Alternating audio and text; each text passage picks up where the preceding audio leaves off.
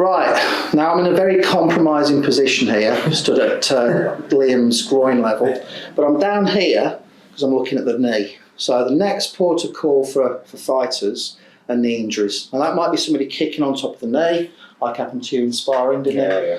And that compressive force causes inflammation inside the joints, might be twisting on the knee, and that can start to cause problems with the ligaments. And once you start to get any irritation in the knee joints, you start to get swelling inside the knee. Now you can lose about 25 millilitres of swelling inside the knee without it being visible.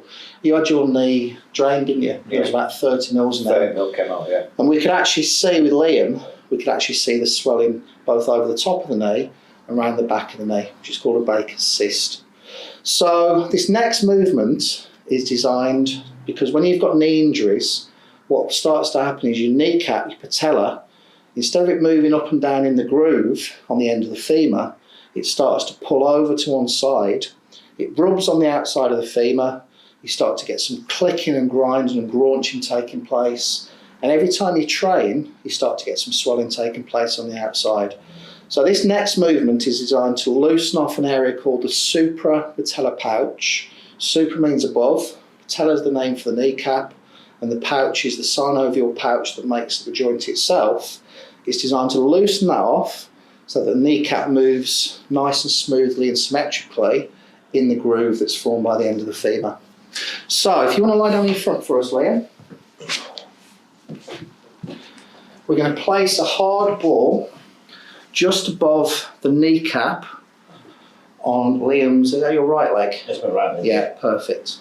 Now the first thing you're going to do is just spend a little bit of time just rolling side to side, forwards and backwards in that area, so they're quite small movements, just to find the hot spots, to find the bits where you think, oh, yeah, it's a bit sore there. Now once you find that hot spot, you're going to stop there, and then you're going to slowly try and bring your heel on the right leg towards your bum. So you're going to do like a hamstring curl. Now the first time you do this, it'll feel tight, it'll feel uncomfortable. It's horrendous. It's horrendous, but horrendous in a good way. Yeah. And then as it eases off, as that tension eases off, you'll find that your heel will come closer towards your bum. The discomfort you feel where the ball is will also ease, and then you can then roll around and find another little area of restriction or another little hot spot, and you can move around from there. Now this whole process could take from 30 to 60 seconds to make sure you've worked across the whole area of that suprapatellar region. But once you've done this for 30 to 60 seconds, A, your knee will feel brand new again, and B, will make sure that the kneecap sits in that groove on the end of the femur and it's running nice and centrally up and down.